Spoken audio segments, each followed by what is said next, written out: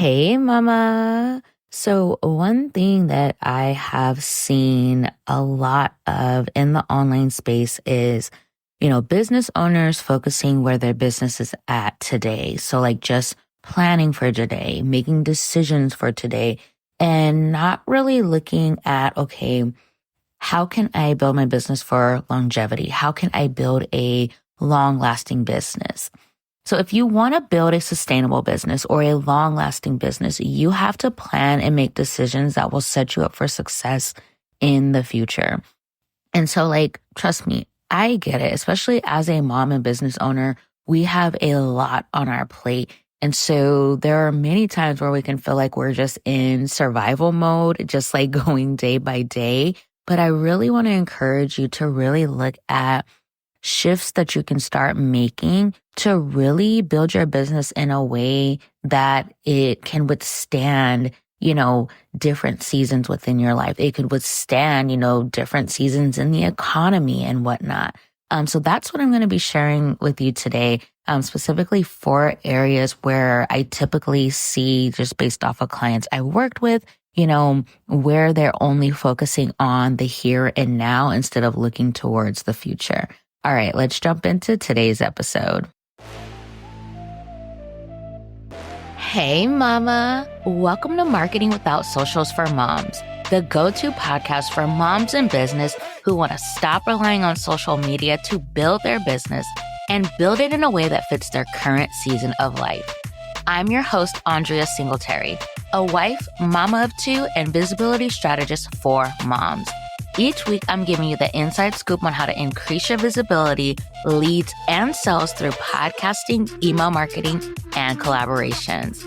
Ready to truly make social media optional in your business?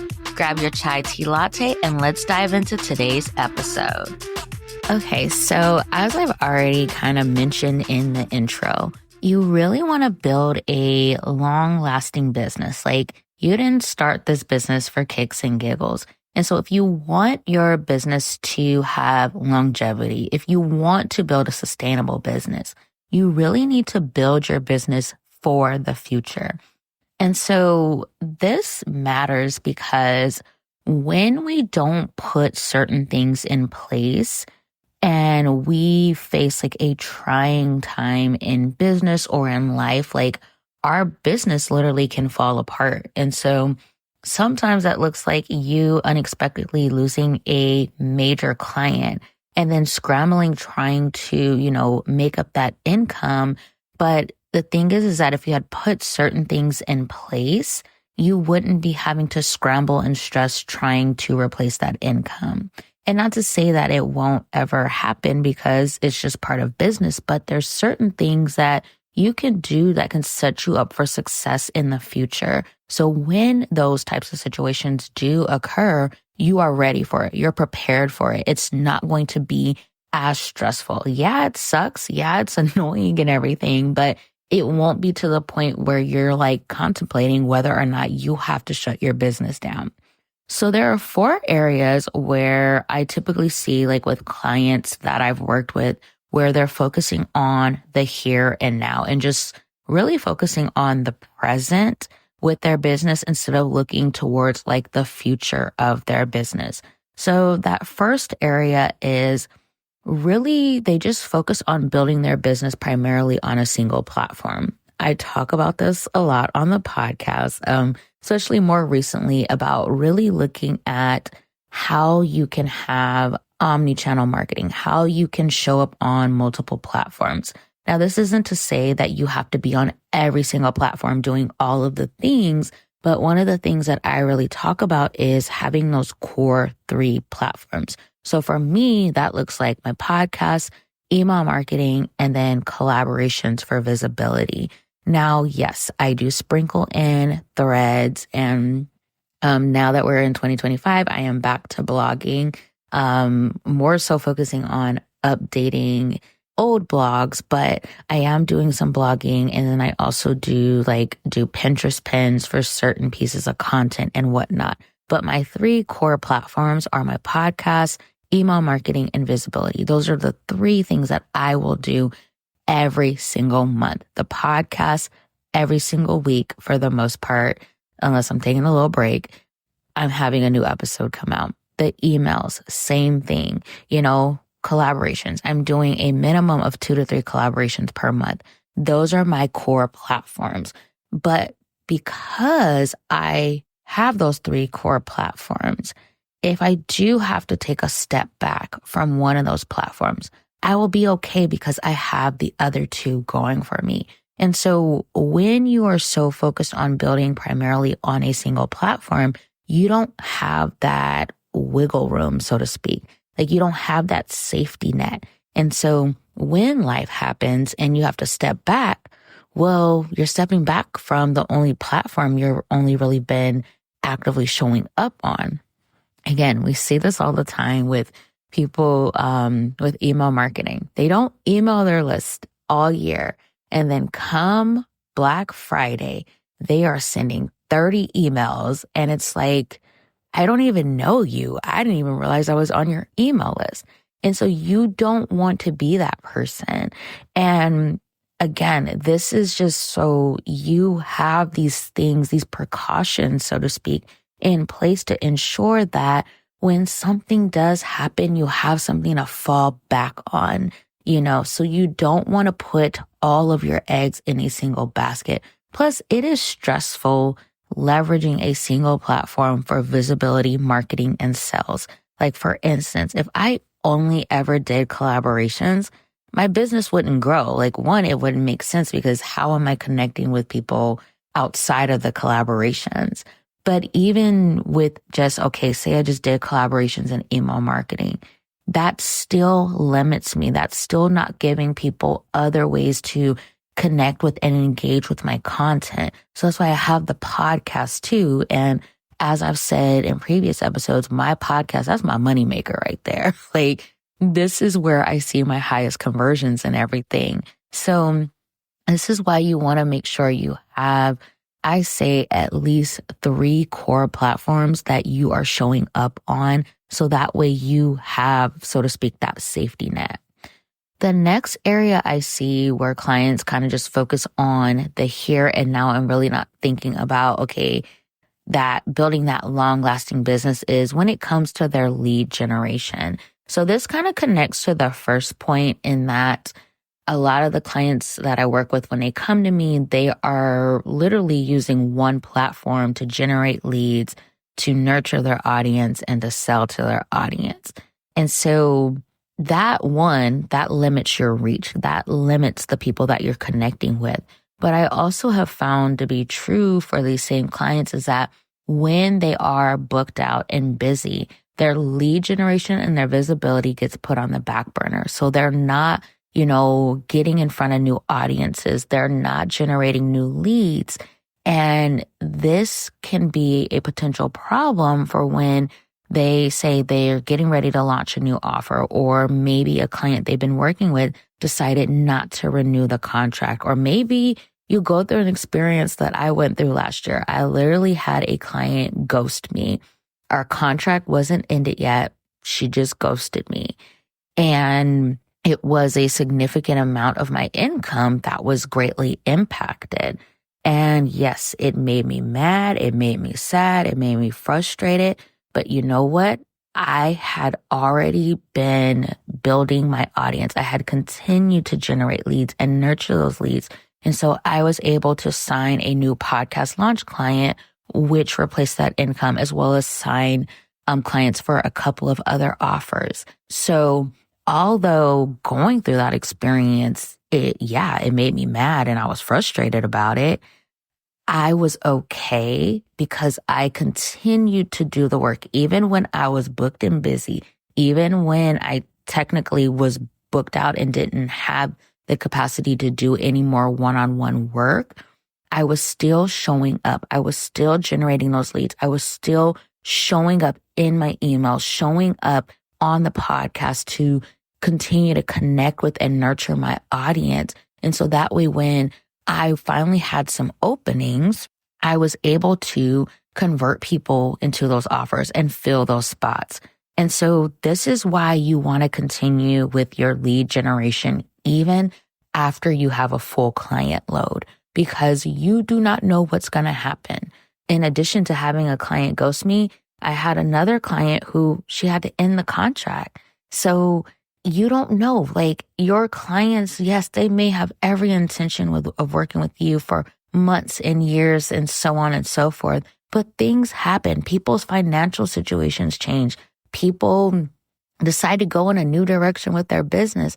And so you cannot rely on that. You need to have a backup plan. And that backup plan is continuing to generate leads and nurture those leads. So that way, when you have an opening, when you're ready to launch a new offer, you actually have people to not only sell to, but people who are ready to invest. They're literally just waiting for you to have a spot available for them. Like, that's literally it. So you want to make sure you are not putting yourself in a position where you are stressing and scrambling, trying to replace that income loss. You want to be able to say, you know what? Yes, it sucks that happened, but I know that I have an engaged audience that I can sell to and, fill these spots for the openings that I have. So that was the second area. The third area is not taking the time to really focus on your systems and processes for the overall client experience. Again, I get it. We have so much on our plates as moms and business owners, especially if we are solopreneurs, meaning we don't really have a team or maybe we just have a VA. I get it. It is a lot, but you really need to take the time to really set up some good systems and processes. This is important for client retention.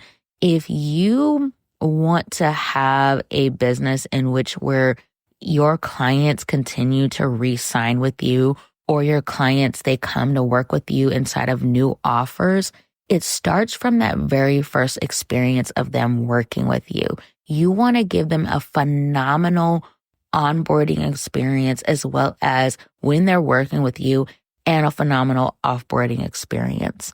And I say this because I've seen it in my own business. Like I hear time and time again about how my systems and processes are so good. So for instance, with the Social Media Detox Club, I've heard from multiple members where they're just like, oh my gosh, Andria, like it is so crystal clear as far as like what I can expect when I join the membership and what's going to happen, what I need to go do next and everything.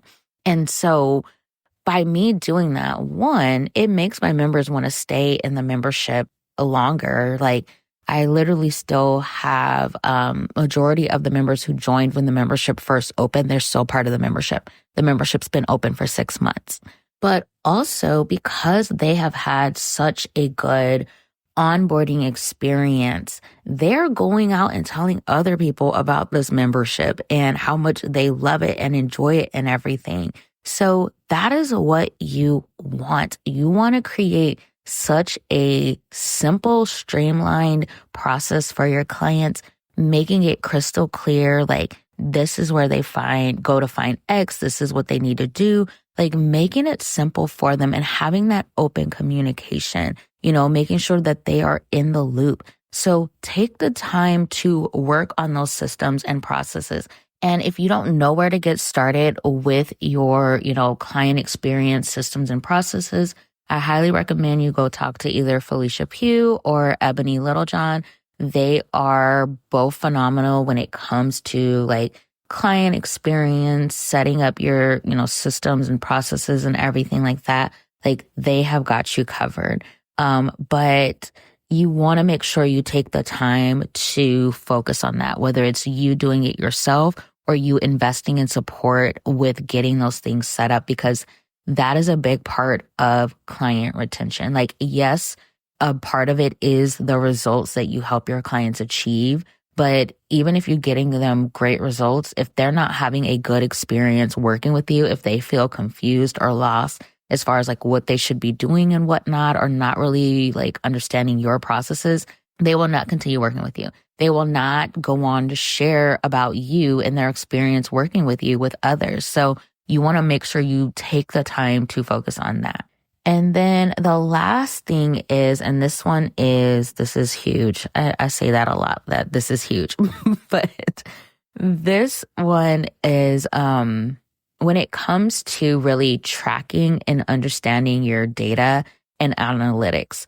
I see a lot of people, they don't do that. And like full transparency, for the longest, I didn't do that. Like I didn't even know it was something you needed to do as a business owner. And once I learned that, like from my own coach, the importance of really understanding your numbers and really like looking at those trends and everything, like you literally can make predictions in your business. Like you can predict your income. You can predict like how many sales you need to achieve this. Like you can really predict what is going to go on in your business. Like you can have a clear picture like, okay, I just need to do X, Y, and Z to hit this income goal.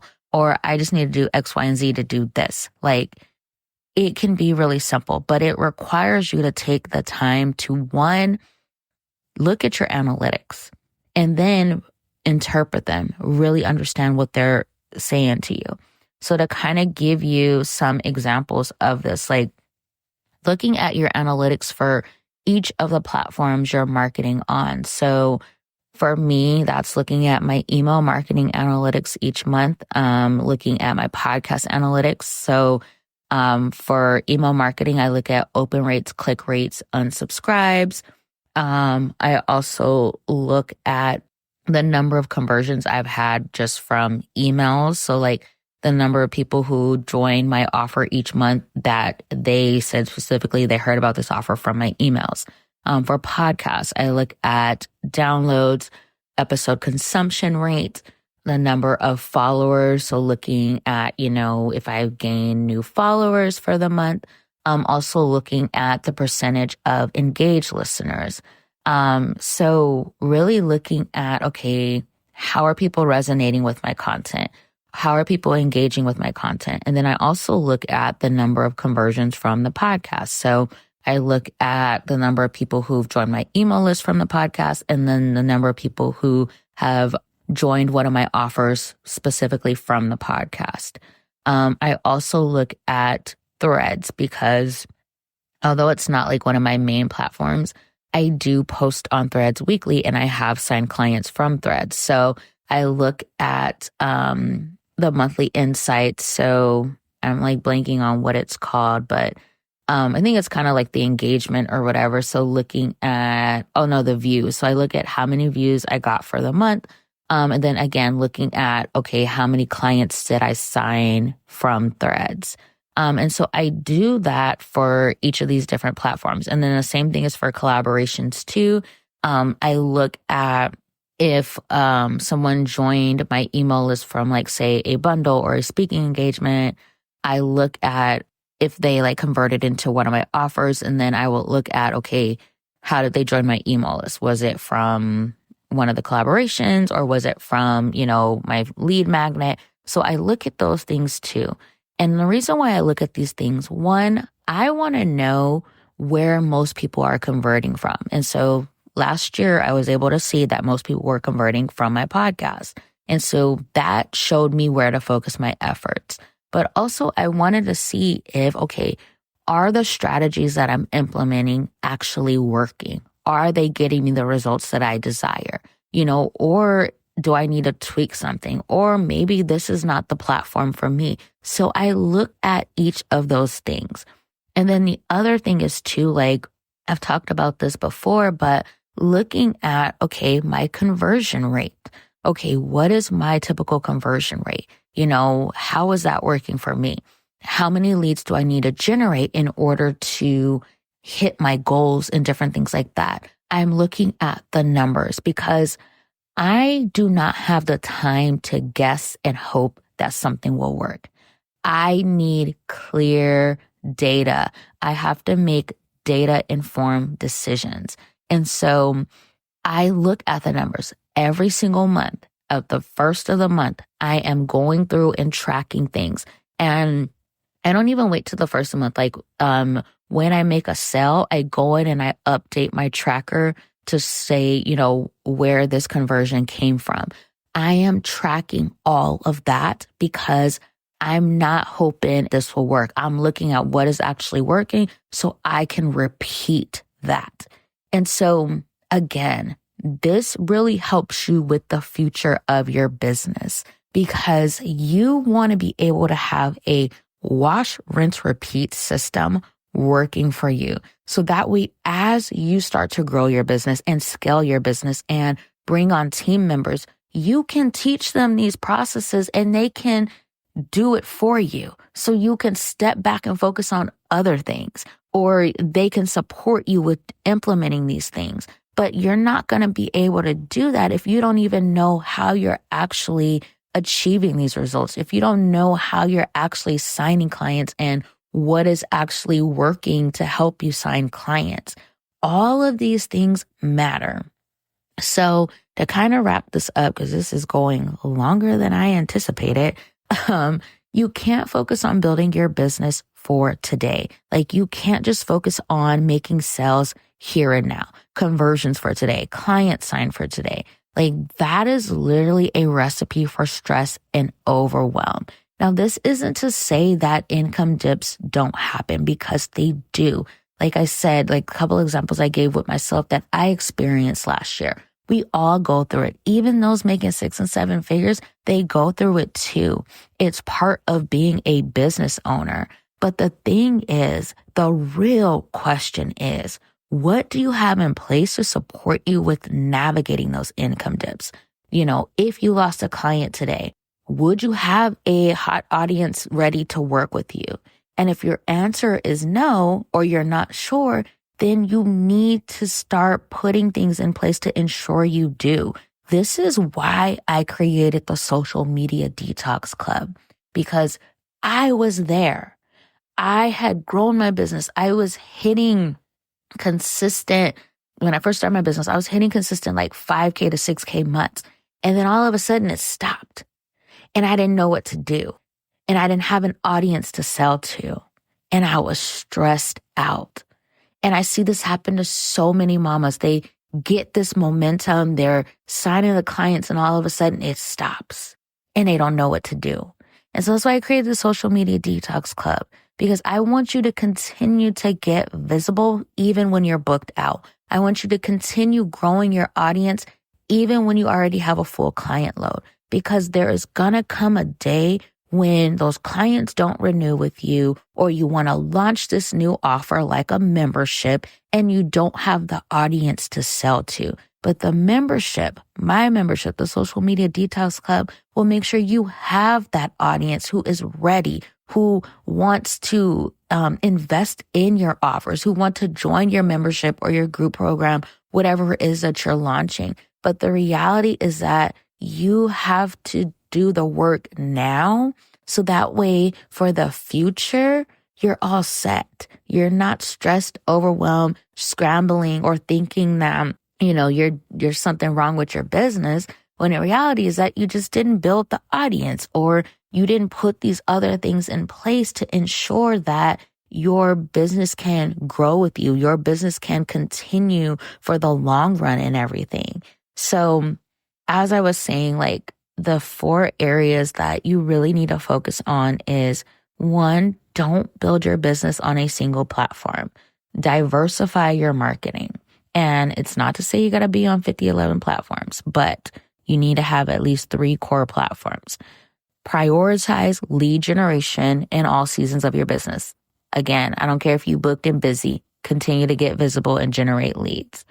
Create systems and processes for your overall client experience, so that way you can retain your clients.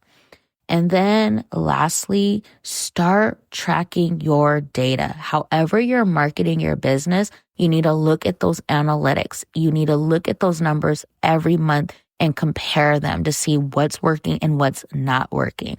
Also, figure out what your conversion rate is. That is going to really set you up for success. If you know your conversion rate, you'll know how many leads that you need to generate for an offer you're launching, so that way you can hit your goals. That conversion rate, it makes it simple. That's exactly what I did with launching the Social Media Detox Club, and I exceeded that goal. So You can do it too, but you got to figure out what your conversion rate is first. Okay, that is it for this episode. If you are someone who is ready to start prioritizing your visibility, stop playing around with that, consistently generate new leads each month, join us inside of the Social Media Detox Club. You can learn more at mamaturnedmompreneur.com/membership. All right, I'll catch you in the next episode.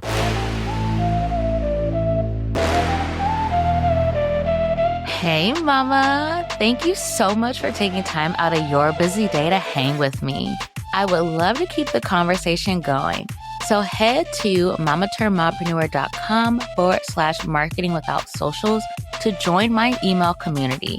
I share even more tips and strategies for building a business that doesn't rely on social media and one that fits your current season of life, as well as more behind the scenes of mom and business life.